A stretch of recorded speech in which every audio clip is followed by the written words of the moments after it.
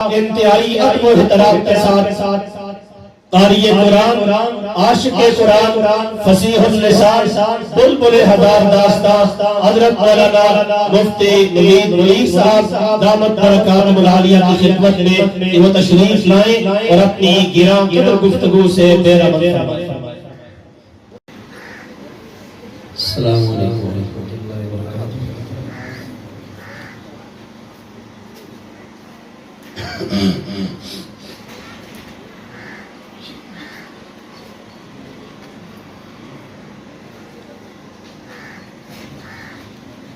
अल्हम्दुलिल्लाहि अल्लज़ी खलक़ल अफ़लाक वल अर्ज़ीन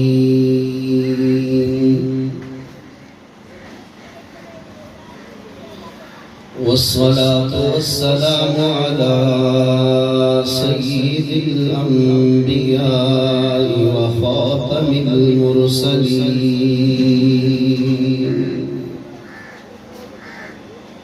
वअला आलिही व अस्हाबिही व अज़वाजिही व बनातिही व अहली बैतिही व इतरतिही व उम्मतिही अजमाईन। अम्मा बाद फ़अऊज़ु बिल्लाहि मिनश शैतानिर रजीम। बिस्मिल्लाहिर रहमानिर रहीम।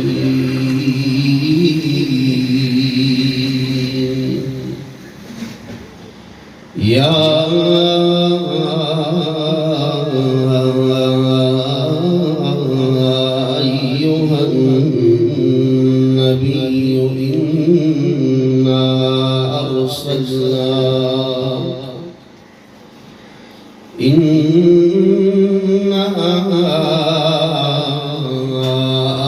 أرسلناك شاهدا ومبشرا ونذيرا وداعيا إلى الله بإذنه وسراجا منيرا. وقال النبي صلى الله عليه وسلم أنا خاتم النبيين لا نبي بعدي أو كما قال عليه الصلاة والسلام. سبحان ربك رب العزة عما يصفون وسلام على المرسلين والحمد لله رب العالمين. وقال الله تعالى في شان حبيبه يا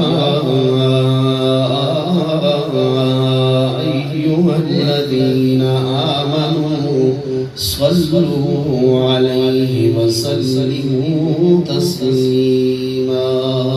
درود پاک پڑھنے سے اللهم صل على محمد وعلى آل محمد كما صليت على إبراهيم وعلى آل إبراهيم إنك حميد مجيد. اللهم بارك على محمد وعلى آل محمد كما باركت على إبراهيم وعلى آل إبراهيم إنك حميد مجيد.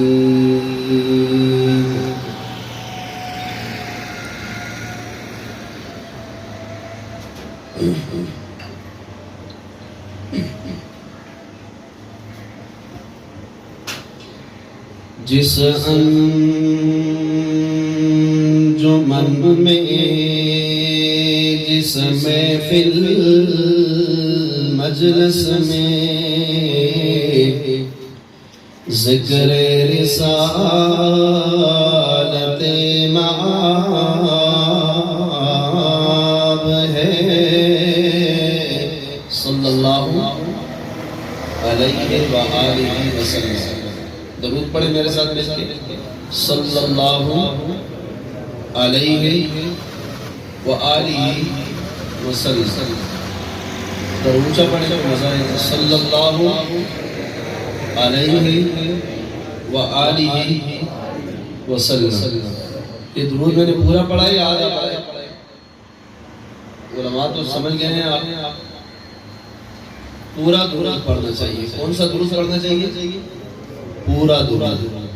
پورا درود یہ ہے کہ صلی اللہ علیہ وآلہ وسلم. درودوں میں سب سے افضل درود نماز والا ہے. کون سا ہے؟ نماز والا درود سب سے افضل درود ہے. تو نماز والے درود میں آپ حضرات پڑھتے ہیں اللہم صلی علی محمد وعلی آل محمد. اچھا تسی بول سو تو میں بیان کر سکسا، نہ بول سو تو میرے ہستے بیان نہیں. پہلے مشکل تو اور زیادہ مشکل. تو سب کو سکون آنا ہو سی دیکھو پسینہ ہے نظر آنے چہرے دی. میری طبیعت ناساز ہونے کی وجہ سے سفر آج نہیں کر سکتا تھا، لیکن مولانا راشد صاحب، بھائی ساجد صاحب، مولانا ابرار صاحب، ان حضرات کی دعوت اور وعدہ پورا کرنے کے لیے حاضر ہوا ہوں. آپ کی محبت کی برکت سے اللہ مجھے ہمت بولنے کی عطا فرمائے گے انشاءاللہ. تو آپ اپنی محبت کا اظہار کیسے کریں؟ پیسے دے کے اسی پیسے والے مولوی نہیں، ہم پیسوں والے مولوی. آپ 1 روپیہ کرایہ نہ دیں، ہم کرائے کے بغیر جہاں بلائیں گے آئیں گے اور بیان کر کے جائیں گے. سمجھائیے سارے کے سارے. تسی آپ سے کہنے مولوی پیسے کہنے تو وہ کیوں کہنے؟ ان کی ضرورت ہے وہ لیتے ہیں. ہمیں اللہ نہ کرے دین کے بدلے پیسے لینے کی ضرورت نہیں ہے انشاءاللہ. اور میرے ساتھ ہے جی مولانا نہیں ہے. میں کلندر آباد میں ایک بیان کرنے گیا تو میں نے ابتدا میں یہ بات کہا میں بھائی آیا اللہ کی رضا کے لیے. میں کب آیا؟ کیوں آیا ہوں؟ اللہ کی قسم مجھے آپ سے کچھ نہیں چاہیے، مجھے اللہ سے چاہیے. یہ سمجھ آئیے آپ سب کو؟ تو میں آیا ہوں اللہ کو سنانے، اللہ کی رضا کے لیے. تو برائے مہربانی کوئی خدمت نہ کریں، نہ پیسے دیں، بات توجہ سے سنیں. انشاءاللہ یہی مجلس ہماری بخشش اور نجات کا ذریعہ بنے گی. تو وہ مولانا صاحب مجھے جو میزبان تھے پروفیسر عبدالصبور صاحب، مشہور آدمی ہے مولانا ماشاءاللہ. ہمارے ثناخان مصطفیٰ ہزارے کی مشہور شخصیت مولانا قاری اسماعیل سنوری صاحب تشریف لائے.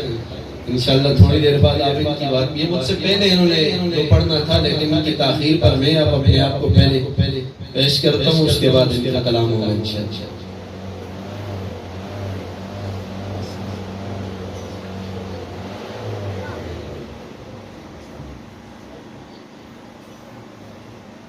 آج کل موسم بدلتا ہے، ہر ایک کھنگ ہے، زکام بخار ہے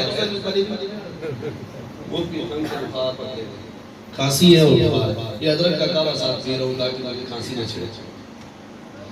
تو میں نے یوں کہا تو پروفیسر عبدالصبور صاحب مجھے آگے سے کہتے ہیں اکرام ہے جی قبول کر. کیا ہے؟ اکرام ہے، قبول فرما لیا کرے.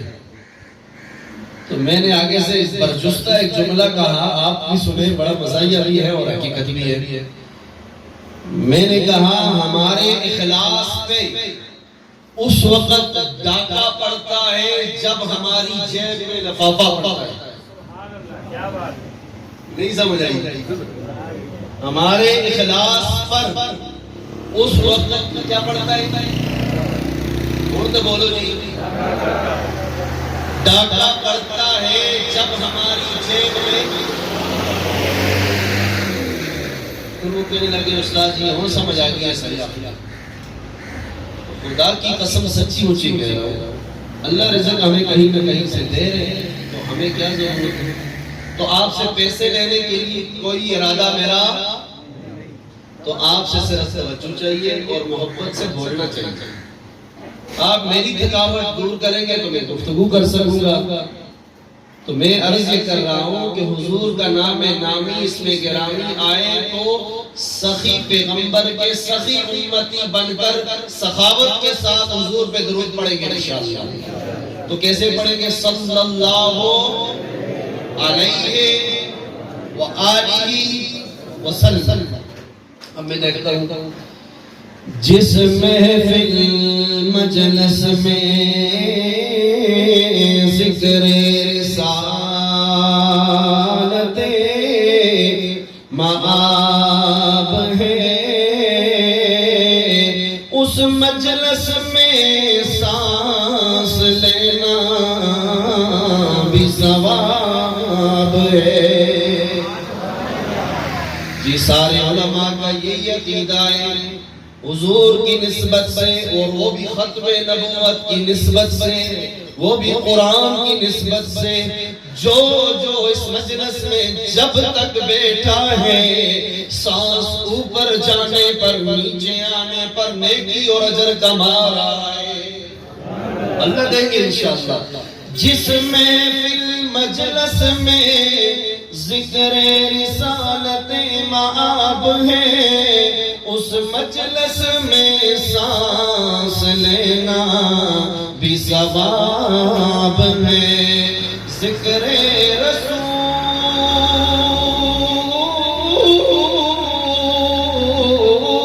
صلی اللہ علیہ وآلہ وسلم، ذکر رسول حاصل ام الکتاب ہے، ارے ان پر سلام جن کا پسینہ گلاب ہے۔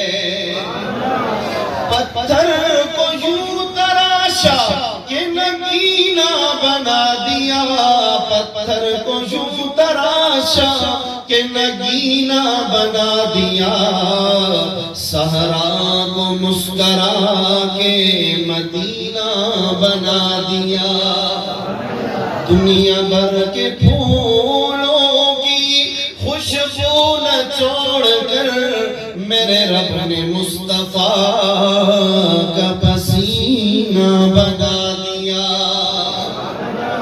زندگی زمین کے سینے میں رہ گئی، جنت کنیز بن کے مدینے میں رہ گئی۔ علماء سے معذرت کے ساتھ آپ میں سے کسی سے سوال کرتا ہوں، اگر جواب دیں گے تو ان کو نقد انعام دیں گے، صحیح جواب دیں۔ اس شعر کا مطلب یہ ہے کہ اللہ نے جنت کو لونڈی بنا کے مدینے میں رکھ دی۔ کنیز کس کو بولتے ہیں؟ اس شعر کا کوئی صحیح مطلب بتا دینا آپ مجمع والوں کا، اسے نقد اللہ کرے گا انشاءاللہ، اسے میں نقد انعام دے دوں گا۔ بھائی جنت کیسے کنیز ہے وہاں پر؟ جنت کسی کے ذہن میں شک نہیں؟ جس غلط جواب بھی دیتا وہ بھی جیتے ہوئے، وہ بھی پاس ہے۔ وہ بھی ہمارے ایک استاد تھے مولانا حمد اللہ صاحب، کوہستان کے رہنے والے، جامعہ محمدیہ اسلام آباد میں میرے استاد رہے، تو وہ کسی کو کبھی فیل نہیں کرتے۔ ایک دن ہم نے کلاس میں پوچھا استاد جی آپ کی کلاس میں کوئی فیل نہیں ہوتا، سب کوئی پاس کرتے ہیں؟ وہ کہتے ہیں جس نے پرچہ لکھ دیا صحیح لکھے کہ غلط لکھے وہ پاس ہے۔ جو کلاس میں بیٹھ گیا وہ، تو جس نے جواب دیا صحیح دیا کہ غلط دیا وہ پاس ہو جائے گا، ڈرے نہیں۔ جواب ہوتا ہے صحیح ہو غلط تو یہ بات کی بات ہے۔ کسی کے ذہن میں ہے کہ تھوڑا سا کول آئے اور تھوڑا سا قدم اور چوکو سے برابر رہنے سے اللہ نے جنت کو ہمارے نبی کے قدموں میں ڈال دیا۔ کدھر ڈال دیا ہے؟ ریاض الجنہ جنت کا ٹکڑا ہے نا، تو ہمارے نبی کے قدموں میں ڈال دیا ہے۔ تو جو چیز قدموں میں ہوتی ہے وہ آقا نہیں ہوتی، وہ لوڑی ہوتی ہے۔ وہ کیا ہوتی ہے؟ تو جنت کنیز بن کے مدینے میرے مولانا اسماعیل تلوڑی صاحب ابھی وہ جنت دیکھ کے آئے چند دن پہلے عمرہ کر کے واپس آئے ماشاءاللہ جنت کنیز بن کے مدینے میرے گئی پھولوں کا حسن حضرت یوسف کو مل گیا اور خوشبو میرے نبی کے پسینے میرے گئی تاروں سے یہ کہہ دو کوچ کریں کہ خورشید منور آتے ہیں خورشید فارسی زبان میں سورج کو کہتے ہیں خورشید کس کو کہتے ہیں تو سب خورشید کہاں تھا کوئی تو راہ بیٹھے اتنے سورج کوئی نہیں سارے چاندی بیٹھے اتنے سورج کوئی نہیں سارے اللہ چاند بنا کے رکھے اللہ تو فارسی زبان میں خورشید سورج کو بولتے ہیں تو جب سورج طلوع ہوتا ہے تو تارے نظر نہیں آتے تاروں کی کیا ہو جاتی ہے چھٹی ہو جاتی ہے تو حضرت طاہر برادران علماء نے سنا ہے آپ نے پتہ ہی سنا ہے کہ طاہر جنگی کا یہ شعر بچپن میں میں نے کبھی پڑھا تھا تو وہ پڑھا کرتے تھے تاروں سے یہ کہہ دو کوچ کریں کہ خورشید منور آتے ہیں قوموں کے پیغمبر آ تو چکے ہیں اب پیغمبروں کے پیغمبر آتے میرے انتہائی واجب الاحترام حضرات علماء کرام اور میرے قابل قدر میرے بزرگوں اور میرے عزیز بھائی آپ کی اس عظیم الشان سالانہ ختم نبوت اور عظمت قرآن ختم نبوت کانفرنس ہے سالانہ اس میں ماشاءاللہ بچوں کی یہ سالانہ ختم نبوت کانفرنس ماہ ستمبر میں اور ربیع الاول اس دفعہ یہ دونوں اکٹھے ہوئے بولے سبحان اللہ ستمبر انگریزی مہینہ ہے اور ربیع الاول عربی مہینہ کہہ لے ہجری مہینہ کہہ لے اسلامی مہینہ ہے تو ربیع الاول کو بھی حضور کے ساتھ نسبت ہے اور 7 ستمبر کو بھی ہمارے نبی کے ساتھ نسبت ہے کہ نہیں تو اس دفعہ یہ بڑی سعادت ہے کہ پاکستان میں ستمبر اور ربیع الاول پاکستان والوں کے لیے اکٹھا ہوا بولے الحمدللہ تو اس موقع پر حضرت اقدس مولانا ابرار صاحب ان کے رفقاء آپ حضرات نے اپنی سالانہ ختم نبوت کانفرنس کو رکھا مجھے یہاں بولنے اور آنے کی دعوت دی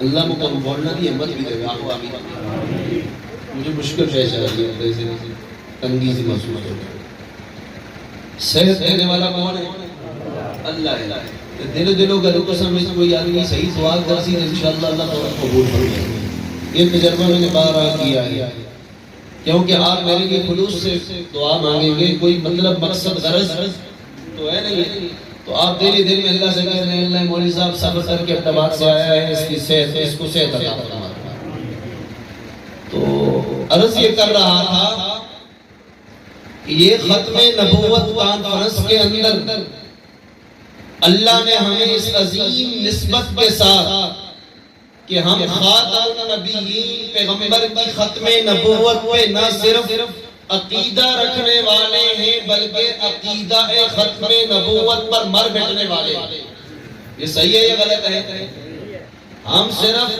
ختم نبوت کا عقیدہ ہی رکھنے والے نہیں بلکہ اپنے نبی کی ختم نبوت پر مر بیٹھنے والے ہیں انشاءاللہ آپ تھوڑی دیر گفتگو سنیں گے تو آپ کو سمجھ آئے گی کہ مر مٹنا چاہیے یا نہیں عقیدہ ختم نبوت کے حوالے سے آپ حضرات 2 باتوں سے پہلے سے باخبر اور واقف ہیں کچھ باتیں اور عرض کروں گا پہلی بات جو آپ کے ذہن میں ہے وہ یہ ہے کہ ہم کتنا جانتے ہیں کہ ہمارا عقیدہ ختم نبوت کا ہے کہ مراد ہمارے نبی سب سے بولے نا جی، اونچا بولو اور اونچا بولے. ہمارے نبی سارے نبیوں میں سب سے آخری نبی ہیں. نبوت کا دروازہ بند ہو گیا. اب ہمارے نبی کے بعد کوئی اور نبی نیا قیامت تک.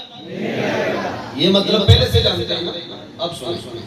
دوسری بات، آپ ختم نبوت کے حوالے سے میرے بھائی سارے ہی جانتے ہوں گے کہ الحمدللہ ملک پاکستان کے مسلمانوں کو، علماء کو یہ اعزاز حاصل ہے کہ ہمارے نبی کے ختم نبوت کے منکروں، مرزائیوں اور قادیانیوں، پرویزیوں سب کو ملکی سطح پر قانونی اور آئینی طریقہ سے غیر مسلم قرار دیا جا چکا ہے.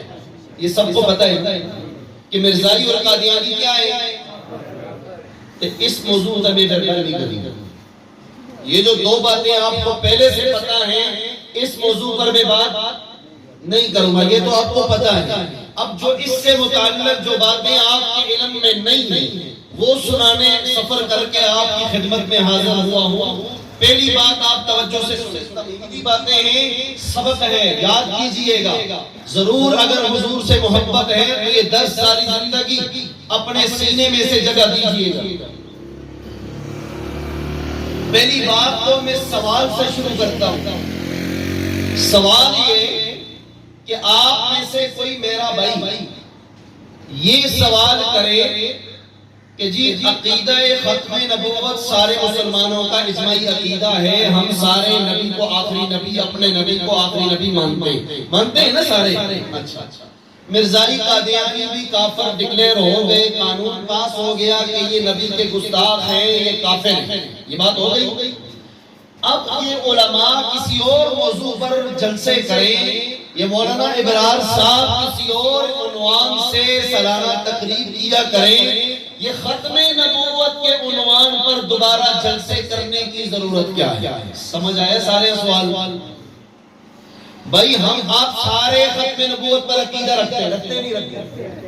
آپ سارے مرزائیوں کو کافر بھی سمجھتے ہیں. جب سارے انہیں کافر سمجھتے ہیں اور عقیدہ ختم نبوت پر پکا ایمان بھی ہے، تو پھر ختم نبوت پر جلسے، کانفرنسیں، درس ختم نبوت، سالانہ عظیم الشان ختم نبوت کانفرنس یہ کیوں رکھی جاتی ہے؟ اس کا جواب سنیے. ایک ہوتا ہے عقیدہ بیان کرنا اور ایک ہوتا ہے عقیدے کا دفاع کرنا. عقیدے کا دفاع کیا کہتے ہیں؟ ایک ہوتا ہے گھر بنانا، گھر تو بن گیا، اب اس گھر کی حفاظت کرنا. ایک ہوتا ہے ادارہ قائم کرنا، ادارہ قائم ہو گیا، اب اس ادارے کی نگہبانی، چوکیداری کرنا. یہ دو الگ الگ چیزیں ہیں یا نہیں؟ ختم نبوت کا عقیدہ امت مسلمہ نے اپنا لیا. مرزائی قادیانی غیر مسلم بن گئے، کافر قرار دیے جا چکے، لیکن عقیدہ ختم نبوت کا دفاع اور اس کی حفاظت ہر مسلمان کی ذمہ داری ہے یا نہیں؟ ذمہ داری کیوں ہے؟ آپ کہیں گے کیوں ہے، تو میں کہوں گا یہ ہمارے نبی کی عزت کا مسئلہ ہے. کس کا مسئلہ ہے جی بولیے؟ ہمارے نبی کی ناموس کا مسئلہ ہے، ہمارے نبی کی عزت کا مسئلہ ہے. کیسے جی؟ میرے سر کی پگڑی، میری دستار میری عزت ہے، آپ کے سروں پہ ٹوپیاں آپ کی عزت ہے. کوئی مسلمان آپ کی ٹوپی اٹھائے، پھینکے، پاؤں سے روندے، آپ اپنی عزت کے خلاف سمجھیں گے نہیں سمجھیں گے؟ تو میرے پیغمبر کے سر پر میرے رب نے جو ختم نبوت کی دستار کو سجایا تھا، کیا وہ میرے نبی کی عزت ہے یا نہیں؟ تو کوئی شخص یہ کہے کہ حضور کے بعد میں بھی نبی ہوں، تو اس نے ہمارے نبی کی عزت پہ حملہ کیا یا نہیں کیا؟ جب اس نے ہمارے نبی کی ناموس اور عزت پہ حملہ کیا تو وفادار امتی ہوتے ہوئے ہمیں اپنے نبی کی عزت کا محافظ بننا چاہیے نہیں بننا چاہیے؟ تو عقیدہ ختم نبوت کی حفاظت ضروری ہے یا نہیں؟ یہ جلسے، یہ تقریب اس لیے ہوتے ہیں، تقریبات ہوتی ہیں کہ تاکہ حضور کی ختم نبوت کا دفاع جب تک اس جسم میں جان ہے کرتے رہیں گے انشاءاللہ. ایک بات دوسری بات آپ سے یہ گزارش کر دیا عقیدہ ختم نبوت لہجے والی تقریر میں آخر میں آپ کو تھوڑی سنا دوں گا کچھ سبق یاد کروانا چاہتا ہوں یہ یاد کر کے جائیں بزرگ بھی جوان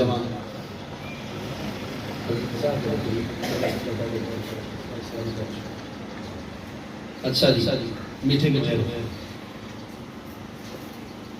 عقیدہ ختم نبوت ہمارے عقائد کی بنیاد ہے ہمارے عقائد کی بنیاد ہے ایک جڑا گیسٹ ہاؤس ہے بلڈنگ ہے اس کی نیچے بنیادیں ہیں زمین میں بنیاد نہ ہو تو یہ بلڈنگ کھڑی بنیاد ہوگی تو بلڈنگ کھڑی ہوگی اب عقیدہ ختم نبوت ہمارے سارے عقیدوں کی آپ کہیں گے کیسے میں اس طرح عرض کرتا ہوں سنیے پہلی امتوں میں اور اللہ نے اس امت میں یہ فرق رکھا ہے ایک جملہ آپ نے تبلیغ میں وقت کس کس نے لگائے ہیں کچھ روزہ کچھ چلا کچھ 4 مہینے ماشاءاللہ کتنے سارے آپ نے لگائے تبلیغ میں آپ نے یہ جملہ سنا ہوگا کہ اللہ نے پہلی امتوں کو صرف دین لیا اللہ نے اس امت کو دین بھی دیا اور دین کی محنت بھی یہ جملہ سنا ہے کہ نہیں اللہ نے پہلی امتوں کو دین دیا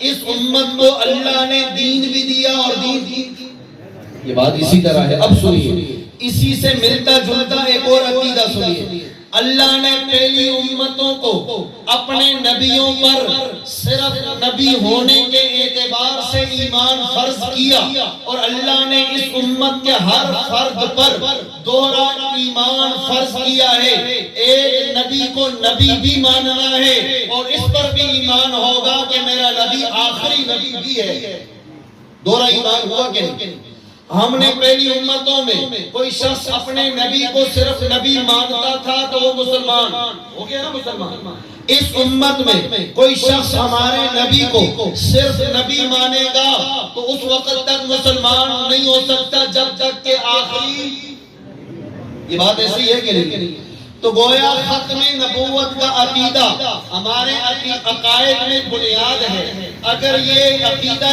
ختم نبوت ہے تو مسلمان ہے اگر ختم نبوت کا عقیدہ نہیں تو مسلمان ایک گل سارے سمجھ آئیے اگلی بات عقیدہ ختم نبوت ہمارے عقائد میں سب سے حساس ترین عقیدہ ہے کون سا عقیدہ ہے بولیے حساس ترین عقیدہ ہے حساس کیا ہوتا ہے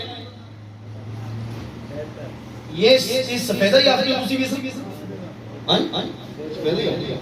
یہ سفیدے کے پتے یہ کیا ہے سفیدے کے پتے یہ بھی پتے ہیں اور گلاب کے اوپر جو کھلتی ہے پھول کھلتا ہے اس کی بھی کیا ہوتی ہے پتیاں ہوتی ہیں وہ نازک ہے یا یہ نازک ہے وہ نازک اچھا وہ پھر ہمارا ہاتھ لگنا برداشت کر سکتی ہیں ایک اس سے بھی زیادہ حساس ہوتا ہے پتنگ اڑتا ہے تتلی اڑتی ہے تتلی دیکھیے نا پتنگ کیا ہے جب سب گھوٹے سمجھ رہے ہوتے گھوٹے نہیں تتلی اڑتی ہے تتلی ایک بڑی نازک خوبصورت اپنے پروں والی ہوتی ہے وہ ہمارے ہاتھ کا لگنا برداشت اس پر کو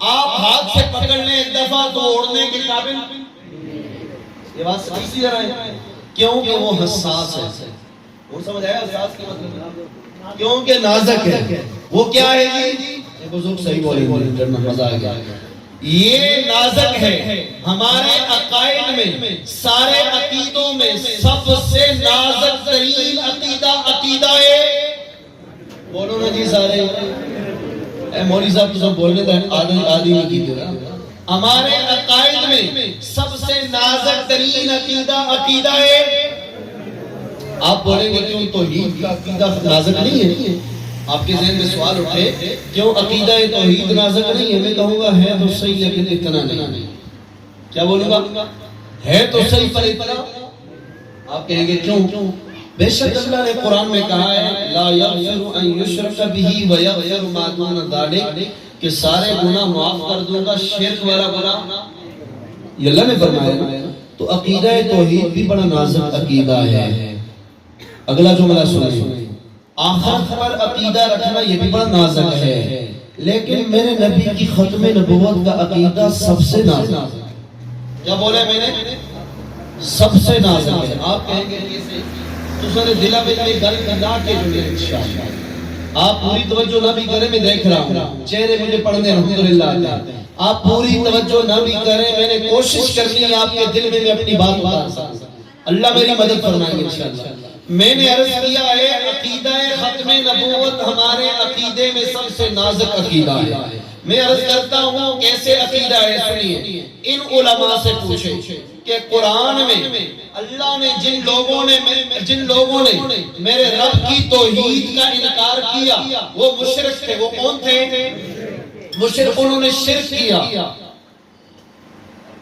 جب شرک کیا کعبے میں بت رکھے، ان بتوں کو خدائی کا درجہ دے دیا کہ نہیں دیا؟ تو ان کے لیے کوئی معافی کی صورت نہیں ہونی چاہیے، لیکن پتہ اللہ نے کیا کہا؟ اللہ نے قرآن میں ایک دو نہیں، ان علماء سے پوچھیں کئی جگہوں پر اللہ نے فرمایا قُلْ فَأْتُوا بِسُلْطَانٍ مُبِينٍ، اے نبی یہ جو کہہ رہے ہیں کہ یہ بت بھی خدا ہیں، ان سے کہو کہ ان کے خدا ہونے پر دلیل لاؤ۔ یہ کہا ہے فَأْتُوا بِسُلْطَانٍ، کہ ان کے خدا ہونے پر کوئی کیا لاؤ جی؟ دلیل لاؤ۔ یہ اللہ نے کہا ہے۔ جب انہوں نے کہا ہم قرآن کو سچی کتاب نہیں مانتے تو اللہ نے کہا تم اگر نہیں مانتے تو اس جیسی، یہ بھی دلیل ہے نا، اس جیسی کتاب لاؤ، یہ بھی دلیل مانگی ہے۔ لیکن جب میرے نبی کی ختم نبوت کا مسئلہ آیا ہے، اپنے علماء سے پوچھ لیجئے گا، پورے قرآن کو ٹٹولیے، لاکھوں احادیث کے ذخیرہ کو پڑھیے اور سمجھیے، کسی ایک قرآن کی آیت کا ضمنی اشارہ مطلب دیکھ لیجئے، کسی حدیث کا کوئی ٹکڑا دیکھ لیجئے کہ اللہ نے نہ اللہ کے رسول نے وہ شخص جو یمامہ میں جس نے نبی ہونے کا دعویٰ کیا تھا، مسلمہ کذاب، کیا نام تھا جی؟ اس مسلمہ کذاب نے جب نبی ہونے کا دعویٰ کیا تو جیسے مشرکوں سے اللہ نے کہا دلیل لاؤ، جیسے منکروں سے اللہ نے کہا دلیل لاؤ، تو اللہ یہاں بھی کہتے کہ مسلمہ جو نبی ہونے کا دعویٰ کرتا ہے اپنے نبی ہونے پر کہا ہے، علماء سے پوچھو کہا ہے، پورے قرآن کسی حدیث میں کہا ہے؟ کیوں نہیں کہا؟ جب میرے رب کی ذات کا مسئلہ تھا، اللہ کے ساتھ شرک ہو رہا تھا، تو اللہ نے کہا کیا لاؤ؟ تو جب میرے نبی کی ختم نبوت کا مسئلہ آیا تو اللہ نے یہاں کیوں نہیں کہا دلیل لاؤ؟ سمجھ آئے مسئلہ کیا ہے؟ مسئلہ یہ ہے کہ امام اعظم ابو حنیفہ رحمت اللہ علیہ نے اسے واضح کر دیا۔ آپ نے یہ فتویٰ سنا ہوگا، امام اعظم رحمت اللہ علیہ فرماتے ہیں جو شخص کہے میں نبی ہوں، جھوٹا نبوت کا دعوے دار ہو، کوئی اس امت کا مسلمان جو ہمارے نبی کو باوجود یہ کہ آخری نبی بھی مان رہا ہو، اگر اس جھوٹے نبی سے اتنا کہہ دے تیرے نبی ہونے کی دلیل کیا ہے، تو امام اعظم فرماتے ہیں یہ سوال کرنے والا دار اسلام سے۔ تو یہ فتویٰ آپ کے کسی مولانا صاحب کا جذباتی فتویٰ ہے یا امام اعظم کا فتویٰ ہے؟ امام اعظم ابو حنیفہ رحمت اللہ علیہ کا یہ اصولی فتویٰ ہے۔ کیوں اصولی ہے؟ علماء نے لکھا ہے کہ جب یہ مسلمان ہوتے ہوئے کہ اس نے اسے نبی مانا، بھائی جس نے اسے کوئی آدمی اللہ نہ کرے اس پاکستان میں کوئی ایسا گندہ مرزے جیسا کوئی اور پیدا ہو، اگر وہ بدبخت یہ کہے آپ کے بڑے ہوتر میں آگے کہے سنو میں نبی ہوں، ہمیں تو چاہیے کہ اسے زندہ نہ چھوڑے، لیکن کوئی ہم میں سیدھا سادہ بھولا سا مسلمان وہ یہی کہہ دے ہمارے نبی تو نشانیاں لے کے آئے تھے، تیری کیا نشانی ہے؟ تو آپ مجھے بتائیں کہ یہ اس طرح کہنے والا اس نے اسے نبی مانا ہے؟ یہ سوال مطلب کر رہا ہے کہ یہ اسے نبی مانتا نہیں ہے، تو پھر یہ نبی نہ مانے پر سوال کرنے پر کیوں کافر ہو گیا؟ سوال کرنے پر دار اسلام سے کیوں خارج ہو گیا؟ تو علماء نے بڑی قیمتی بات لکھی ہے۔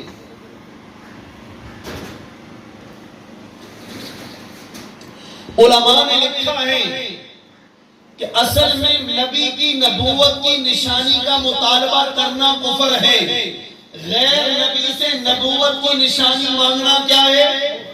کیوں؟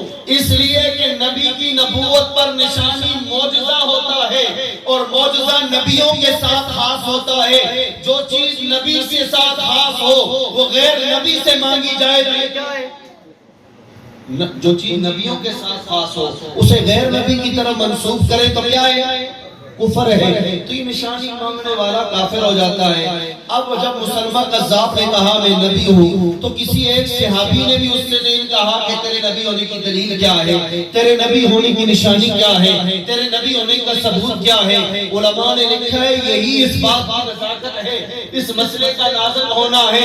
اللہ نے اپنی ذات توحید کے مسئلے میں کہا دلیل لاؤ، قرآن کی باری آئی کہا دلیل لاؤ، میرے نبی کی ختم نبوت کا مسئلہ آیا تو دلیل نہیں مانگی۔ یہ اس بات کی دلیل ہے کہ ہمارے عقائد میں سب سے حساس عقیدہ ہے۔ یہ گل سارے سمجھ آئیے؟ آگے سنیے، دین کے لیے قربانی ضروری ہے۔ دین بغیر قربانی کے پھیلائے، یا آپ تبلیغ والوں سے سنتے ہیں بھائی دین کے لیے قربانی ضروری ہے، بلکہ ہم نے تو یہاں تک سنا ہے جس قدر قربانی ہو اس قدر رب کی مہربانی ہوگی، جس قدر نیچے سے قربانی ہوگی اسی قدر رب کی، یہ تو ہوتا ہے۔ اب سارا دین یہ علماء مدرسہ چلا رہے ہیں بغیر قربانی کے چلا رہے ہیں یا قربانی کے ساتھ؟ بولو جی، یہ آستہ کہاں بول دے ہو کہ تو سب کو پتہ ہی نہیں رہتے کہیں گزرتی ہے، یا اس لیے بولتے ہیں کہ آپ کو نہیں خبر ان پہ کیا گزرتی ہے۔ مدرسے چلانا اتنے آسان، تھوڑا سا کسی قاری صاحب نے کسی بچے کو تھوڑا گو لگا دی تو محتمم صاحب کی 2 دن نیند ہی نہیں آتی، لوگ وہ جی استاد جی بچہ مار چھوڑے جی، دیکھو میڈیا کا دور ہے جی، کل سوشل میڈیا تے ہی چڑھ جاتے ہیں، جس تھانے چلے جاتا تو پھر کتنا مسئلہ ہے۔ محتمم صاحب کہتے ہیں مجھے بلیک میل کر رہے ہیں، کیا کروں یا اللہ تو ہی میرا حامی بن جا، یہ مجھے بلیک میل کر رہے ہیں، اللہ میں کیا کروں، یا بولتا ہوں پھر پستا ہوں، نہیں بولتا پھر مجرم بنتا ہوں، یا اللہ میں تیرے ہی حوالے ہوں، یا اللہ تو مدد کر۔ ان مولویوں پہ یہ قربانی کرنی ہے کہ نہیں دیتے؟ اللہ کی قسم میں بھی مدرسہ چلا رہا ہوں اس لیے کہہ رہا ہوں کہ قربانی کے بغیر دین کا کوئی کام، نہ جہاد بغیر قربانی کے، نہ تبلیغ بغیر قربانی کے، نہ مدرسہ بغیر قربانی کے، نہ خانقاہ، سارا دین قربانی سے پھیلا ہے۔ لیکن آج جملہ سنیے یہاں سے اٹھ کے جانے سے پہلے یاد کیجئے، اللہ کی قسم میرے رب نے قانون بنا دیا ہے، سارے دین کے لیے جتنی قربانی چاہیے اس سے کئی گنا زیادہ اللہ نے قانون بنا دیا ہے میرے نبی کی ختم نبوت کے لیے قربانی چاہیے۔ آپ کہیں گے کیسے؟ میرے نبی کی نبوت کا جہادی دور، مدینے کا مدنی دور، حضور نے 27 یا 29 جنگوں میں شرکت فرمائی۔ کتنی جنگوں میں؟ 27 یا 29 غزوات میں شریک ہوئے، اور آپ کے علم میں اضافہ ہو سنیے، ان سارے 10 سالہ دور میں جتنی بھی جنگیں ہوئی، جتنے صحابہ شہید ہوئے، یہ سارے کل صحابہ 350 کے قریب۔ شہید صحابہ کتنے؟ اونچا بولو نا جی، مجھے یہ سمجھ آئی کہ مطمئن ہوگا، میں آپ کو سمجھا رہا ہوں، میں نے ویسے ہی تقریر کرنی ہو تو میں ویسے ہی کر کے چلا جاؤں، آپ بولے نہ بولے وہ بھی مجھے آتی ہے، لیکن میں یہ مطمئن ہو جاؤں گا کہ آپ سمجھ رہے ہیں۔ تو سارے مدنی دور میں کوئی کتنے صحابہ شہید ہوئے؟ 350 کے قریب۔ آئیے ذرا تصویر کا دوسرا رخ دیکھیے، ایک جنگ یمامہ جو موجودہ ریاض کے قریب لڑی جاتی ہے، میرے پیغمبر کی ختم نبوت پہ لڑی جانے والی جنگ میں، ایک جنگ میں 1200 صحابہ شہید ہو گئے۔ کتنے صحابہ؟ کیوں؟ آپ کہیں علماء سے پوچھیں کیا اللہ کی مدد نہیں تھی؟ نہیں تھی نا؟ فتح کس کی ہوئی ہے؟ اس جنگ میں فتح مسلمانوں کی ہوئی ہے۔ مسلمان کا ذات تو کیا ہو گیا؟ جہنم رسید ہو گیا، حضرت وحشی نے قتل کر دیا، تو فتح تو ہوئی نا، اللہ کی مدد تو تھی۔ پھر مدد کے ہوتے ہوئے 1200 صحابہ کیوں شہید ہو گئے؟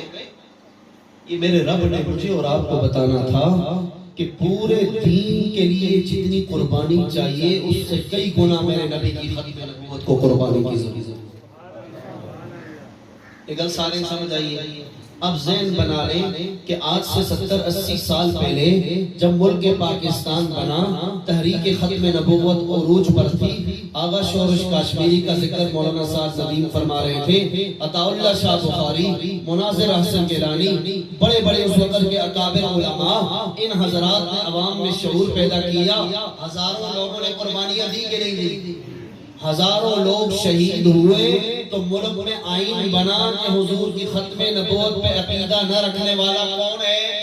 کافر ہے۔ تو آج اسی عقیدہ ختم نبوت کی حفاظت کے لیے لگتا ہے پھر قربانی کی ضرورت ہے کہ نہیں؟ جو ہماری حکومت آتی ہے وہ اس مسئلے کو چھیڑتی ہے کہ نہیں چھیڑتی؟ سچی گل نظر سیاست سے یہ بالاتاب بات ہے، میں کسی سیاسی جماعت سے کوئی تعلق نہیں ہے، میں تبلیغی مولوی ہوں، غلط ہو تو سمجھ کے دوستو، کون سا مولوی ہوں؟ تبلیغی مولوی ہوں، باتوں سے آپ نے سمجھ لیا ہوگا، لیکن میں ایک بات عرض کرتا ہوں، اللہ کو گواہ بنا کے سچ کہہ رہا ہوں، آپ کو سمجھ آئے تو سمجھیے ضرور۔ ہمارے ملک کی اتنی بری صورتحال ہو گئی کہ یہاں جو 5 سال کے لیے حکومت کرنے آتا ہے اس کو حکومت ملتی ہی اس وجہ سے ہے کہ وہ ہمارے نبی کی ختم نبوت سے رسائی کرتا ہے، نہیں سمجھ آئے؟ اور تسی آپ سو تو سمجھ چڑھا کہ رول لکھی ہوئے واسطوں ہمارے لیڈروں کو کیا کہہ دیا، کوئی پی ٹی آئی والا ہوگا کہ ہمارے لیڈروں کو کیا کہہ دیا، کوئی پی پی والا ہوگا کہ ہمارے لیڈروں کو کہہ دیا، لیڈروں کی بات نہیں ہے، اللہ کی قسم میں نظام اور سسٹم کی بات کر رہا ہوں، سنیں۔ ابھی اسی سال، اسی پنسالے میں فیصلہ ہو جائے گا کہ اگلے پنسالے میں حکومت کس کو ملنی ہے، ہوگا کہ نہیں ہوگا؟ یہ گل تو پتہ ہے سارے، وہ فیصلہ کرنے والے کریں گے، ہم تو نہیں کرتے، جنہوں نے حکومت دینی ہے وہ کریں گے۔ تو پتہ ہے کس شرط پہ فیصلہ ہوتا ہے؟ ایگریمنٹ ہوتا ہے، معاہدہ ہوتا ہے، اس معاہدے میں بہت ساری شرائط ہوتی ہیں، اور ایک بڑی شرط نمایاں اوپر سر فہرست ہوتی ہے کہ اگر اگلے 5 سالے میں آپ کو حکومت ہم دیں تو آپ مرزائیوں اور قادیانیوں کو مسلمان قرار دیں گے کہ نہیں دیں گے؟ تو اللہ کی قسم یہ سارے سائن کر کے آتے ہیں کہ ہم دیں گے، لیکن یہ تو آگے مسلمان غیرت مند ہیں، وہ کھڑے ہو جاتے ہیں، یہ دے سکتے، یہ اس قانون کو بدل سکتے، یہ ہمارے نبی سے غداری کر کے حکومت لیتے ہیں، اور بعد میں پھر مجبور ہوتے ہیں، کبھی قاضی فائزی کا استعمال ہوتا ہے، کبھی شفقت محمود استعمال ہوتا ہے، کبھی کس حکومت میں کون سا وزیر استعمال ہوتا ہے، لیکن علماء کو اللہ جزائے خیر دے، ہمارے مسلمانوں کو اللہ جزائے خیر دے، وہ جب کھڑے ہو جاتے ہیں تو حکومت اپنا فیصلہ واپس۔ یہ گل سچی ہے یا نہیں ہے؟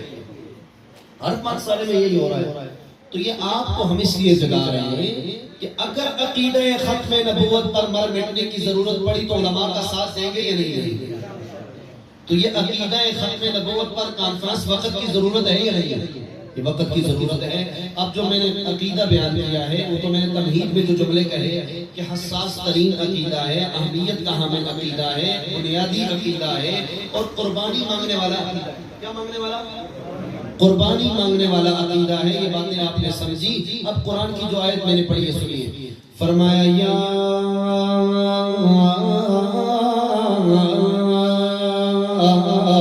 ایھا النبی انا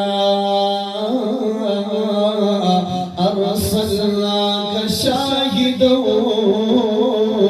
ومبشرا وداعيا إلى الله بإذنه وسراجا منيرا۔ فرمایا یا ایھا النبی، اے میرے محبوب پیغمبر۔ پورے قرآن میں اللہ نے نبی کا نام لے کے بلایا، یہ کیوں؟ یہ بھی محبت کی دلیل ہے۔ کس کی دلیل ہے؟ محبت کی دلیل ہے۔ کس کی دلیل ہے؟ محبت پر۔ جس سے محبت ہوتی ہے اس کا نام لینے کے بجائے اس کا کوئی لقب، اس کی کوئی نسبت بیان کی جاتی ہے۔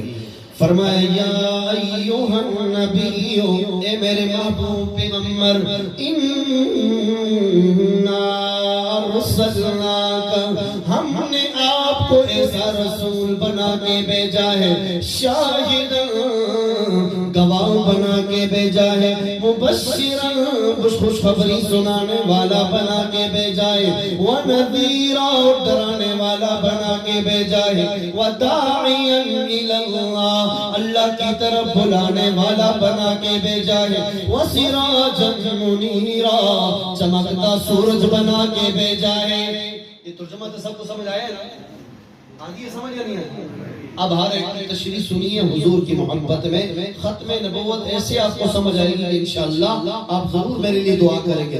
فرمایا یا ایوہ النبی، اے میرے محبوب پیغمبر، انا ارسلناک شاہدا، ہم نے آپ کو ایسا رسول بنایا ہے، شاہد کہ آپ گواہ بن کے گئے ہیں۔ کیا بن کے؟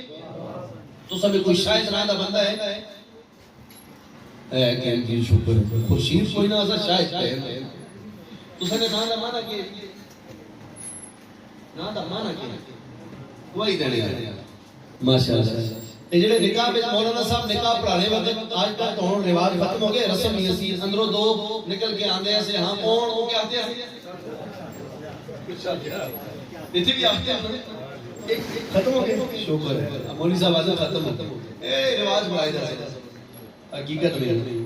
تو شاد و شاد، شاد و شاد کا مطلب ہے گواہ۔ کیا مطلب ہے؟ شاہد کا معنی بھی گواہ دینے، گواہی دینے والا۔ شہادت کلمہ شہادت، اشہد کا معنی بھی کیا ہوتا ہے؟ یہ سارے ایک ہی لفظ ہیں، آپ سنیں۔ اِنَّا أَرْسَلْنَاكَ شَاهِدًا، اے نبی ہم نے آپ کو شاہد بنا کے بھیجائے، گواہ بنا کے بھیجائے۔ اس کا ایک معنی آپ نے علماء سے سن رکھا ہے، اس کا ختم نبوت سے خاص تعلق نہیں ہے۔ ایک اور معنی ختم نبوت والا سنیے گا۔ پہلا معنی جو آپ نے سنا آپ کو یاد بھی ہوگا کہ اے نبی ہم نے آپ کو ایسا گواہ بنایا ہے، قیامت کے دن ساری امتیں اپنے نبیوں کی دعوت کا انکار کریں گی۔ اے نبی ہم نے آپ کو قیامت کے دن ان امتوں کے خلاف سابقہ نبیوں کے حق میں گواہ بنا کے کھڑا کرنا ہے۔ کیا بنا کے کھڑا کریں گے؟ تو یہ معنی سب کو آتا ہے۔ وہ ایک آیت ہے امی جان حضرت عائشہ رضی اللہ عنہ فرماتی ہے کہ حضور نے وہ آیت رات کو نماز میں تلاوت کی تو ساری رات یہ آیت پڑھتے رہے، روتے رہے اور ساری رات اسی میں گزار دی۔ اس آیت میں بھی یہی مطلب ہے فَكَيْفَ إِذَا جِئْنَا مِن كُلِّ أُمَّةٍ بِشَهِيدٍ وَجِئْنَا بِكَ عَلَى هَؤُلَاءِ شَهِيدًا۔ اے نبی کیسا وہ منظر ہوگا، اللہ فرما رہے ہیں کیفا، کیسا وہ منظر ہوگا جب ہر امت سے ہم امت کے خلاف کوئی گواہ کھڑا کریں گے، اور اے نبی آپ کو آپ کی امت کے خلاف گواہ بنا کے پیش کریں گے۔ حضور اس پہ ساری رات روتے رہے کہ کتنا مشکل مرحلہ ہوگا کہ مجھے اپنی امت کے گنہگاروں کے خلاف کیا دینی پڑے گی، اور نبی کی گواہی پر سزا ہوگی۔ نبی کی گواہی پر کیا ہوگی؟ پتہ ہے یہ گواہی کیوں مشکل ہوگی؟ خدا نخواستہ ہم میں سے کسی کے بچے سے اللہ نہ کرے، اللہ نہ کرے، کسی کوئی مسلمان اس کے بچے سے قتل ہو گیا، اب عدالت میں اس کا کیس چل رہا ہے، گواہی پہ رکا ہوا ہے، گواہ اگر سچی گواہی دے دے تو اسے سولی چڑھنا ہے، سزا ملنی ہے، اور گواہ باپ، اس بیٹے کے قاتل ہونے کا گواہ کون ہو؟ اسی کا، اس کا اپنا پے ہو، اس کا باپ ہو، اس کا والد ہو، اور عدالت کہے جواب اللہ کو دینا ہے، وہ باپ ابو جی اپنے بیٹے کے خلاف سچی گواہی دے، باپ کو مجبوراً اللہ کو راضی کرنے کے لیے گواہی بھی صحیح دینی پڑے، تو آپ کا کیا خیال ہے جس باپ کو یہ پتا ہو میری گواہی پر میرے ہی بیٹے کو سولی چڑھنا ہے، کتنی مشکل ہوگی کہ نہیں ہوگی؟ اور اللہ کی قسم ہمارے والدین ہم سے اتنا پیار نہیں کرتے جتنے اللہ کے رسول ہم سے کرتے۔ تو اللہ کے نبی اس لیے ساری رات اس پر روتے رہے کہ مجھے اپنی امت کے خلاف گواہ بنا کے پیش کیا جائے گا، اور مجھے میری یہ گواہی کی وجہ سے میری امت کو سزا ملے گی، تو کتنا مشکل مرحلہ ہوگا۔ یہ ترجمہ تو آپ حضرات نے سنا ہوا ہے نا، ختم نبوت والا ترجمہ بھی ذرا سنیں۔ امام قرطبی رحمت اللہ علیہ تفسیر قرطبی میں لکھتے ہیں شاہدن کا معنی ہے اللہ فرماتے ہیں اے نبی ہم نے آپ کو گواہ بنا کے بھیجا ہے. ایک معنی ساری امتوں کے خلاف اپنی امت کے خلاف گواہی ہوگی. ایک معنی یہ ہے کہ اے نبی ہم نے آپ کو اپنے وجود پر دنیا میں گواہ بنا کے بھیجا ہے. نہیں سمجھ آئی دوسرا؟ اے نبی ہم نے آپ کو اپنے وجود پر کون کہہ رہا ہے؟ اللہ. ہم نے اپنے وجود پر آپ کو کیا بنا کے بھیجا ہے؟ آپ کہیں گے وہ کیسے؟ تو سنیے. حضرت آدم آئے, اللہ کے وجود کا دعویٰ کیا کہ نہیں کیا؟ حضرت نوح آئے, حضرت لوط آئے, حضرت شعیب صالح آئے, حضرت ہود آئے, حضرت ابراہیم اسحاق, حضرت اسماعیل, حضرت یعقوب یوسف, حضرت الیاس دانیال موسیٰ ہارون, حضرت داؤد سلیمان, حضرت عیسیٰ. یہ سارے نبی آئے, سب نے اللہ کے وجود کا دعویٰ کیا ہے, لیکن اللہ کی ذات کو کوئی دیکھ کر آیا. کوئی دیکھا ہے کسی نبی نے اللہ کو؟ تو گواہ بھائی ایک آدمی نے دیکھا ہی نہ وہ گواہ بن سکتا ہے؟ آپ کا کیا خیال ہے؟ آج کل تو عدالتوں میں جھوٹے گواہ ہیں, لیکن سچی مچی وہ گواہ بن سکتے ہیں جس نے دیکھا نہ ہو. چشمدید گواہ وہ بنے گا جس نے اللہ کو دیکھا ہے. کوئی سوالی سوال لے کر بارگاہ آدم میں چلا جائے, عرض کرے یا آدم صفی اللہ, آپ نے اللہ کے وجود کا دعویٰ کیا ہے, اللہ کی توحید کا دعویٰ کیا ہے, کیا آپ نے رب کو دیکھا ہے؟ حضرت آدم فرمائیں گے سوال کرنے والے, بے شک میں نے جنتوں کو دیکھا ہے, حور و غلمان کو دیکھا ہے, جنت کی نعمتوں کو دیکھا ہے, بے شک میں نے وہ جہان دیکھا ہے, لیکن اللہ کو دیکھا. یہ جو دعویٰ میں لے کے آیا ہوں, میرے پاس یہ دعویٰ حضرت جبرائیل لے کے آئے ہیں. کون لے کے آئے جی؟ سارے نبیوں کے پاس یہ دعویٰ حضرت جبرائیل لے کے آئے ہیں. کوئی نبی اللہ کو دیکھ کر آیا نہیں ہے. ہاں یہ دعویٰ ہوا میں گواہی کی ضرورت ہے. چشمدید گواہ وہ بنے گا جو ختم نبوت والا ہوگا. صلی اللہ محبت والا ہوگا. صلی اللہ. اللہ فرماتے ہیں سارے نبی دعویٰ کر رہے ہیں, چشمدید گواہ کوئی نہ بنا. آخر میں باری آئی میرے آپ کے نبی خاتم النبی حضرت محمد رسول اللہ صلی اللہ علیہ وآلہ وسلم کی. عرض کی یا رسول اللہ, یہی سوال ہم بارگاہ مصطفی میں عرض کرتے ہیں یا رسول اللہ, یا رسول اللہ, سارے نبیوں کی طرح آپ نے دعویٰ کیا ہے, اللہ کے وجود کا دعویٰ, اللہ کی توحید کا دعویٰ. گواہ کون ہے؟ دیکھا کس نے ہے؟ کون دیکھ کے آیا ہے؟ چشمدید گواہ پیش کیجئے. میرے نبی کا جواب ہوگا, او میرے سوال کرنے والے امتی, تو نے قرآن نہیں پڑھا, سورہ نجم نہیں پڑھی. اللہ فرماتے فَكَانَ قَابَ قَوْسَيْنِ أَوْ أَدْنَىٰ فَأَوْحَىٰ إِلَىٰ عَبْدِهِ مَا أَوْحَىٰ مَا زَاغَ الْبَصَرُ وَمَا طَغَىٰ لَقَدْ رَأَىٰ مِنْ آيَاتِ رَبِّهِ الْكُبْرَىٰ. اللہ فرماتے, اللہ کے نبی فرمائیں گے تو نے سورہ نجم نہیں پڑھی. سارے نبیوں نے بن دیکھے دعویٰ کیا ہے. معراج کی رات اللہ نے مجھے دکھایا ہے, میں نے دیکھ کے کہا ہے, اللہ نے مجھے چشمدید گواہ بنا دیا ہے. ہمارے نبی اللہ کی ذات پر چشمدید گواہ ہے, شاہدن. تو شہادت چشمدید گواہ کوئی اور بھی بنائے نہیں, ایک ہی بنے ہیں, اور وہ کون ہے؟ ختم نبوت والے. کون ہے؟ اگلا تشریح مختصر کرتے عرض کرتا ہوں. اگلی تشریح سنیے. مبشرن کا معنی ہے آپ نے سنا ہوا ہے ایک معنی خوشخبری دینے والا، نذیرن کا معنی ایک آپ نے سنا ہوا ہے ڈرانے والا، مبشرن کا معنی ہے نیکوں کو جنت کی بشارت دے دیجئے، نذیرن کا معنی ہے گناہگاروں کو جہنم سے۔ سب کو پتہ ہے معنی۔ فقیہ ابو اللیث سمرقندی رحمت اللہ علیہ نے ایک روایت نقل کی ہے، ذرا سنیے۔ وہ فرماتے ہیں مبشرن نذیرن کا ایک معنی تو یہ ہے جو آپ نے سنا نا، ایک معنی اور بھی ہے۔ فقیہ ابو اللیث سمرقندی رحمت اللہ علیہ فرماتے ہیں مبشرن کا معنی ہے خوشخبری دینے والا، نذیرن کا معنی ہے ڈرانے والا۔ اللہ نے وہی بھیجی کہ اے نبی میرے گناہگار بندوں کو خوشخبری سنائیے اور میرے نیک بندوں کو ڈرائیے۔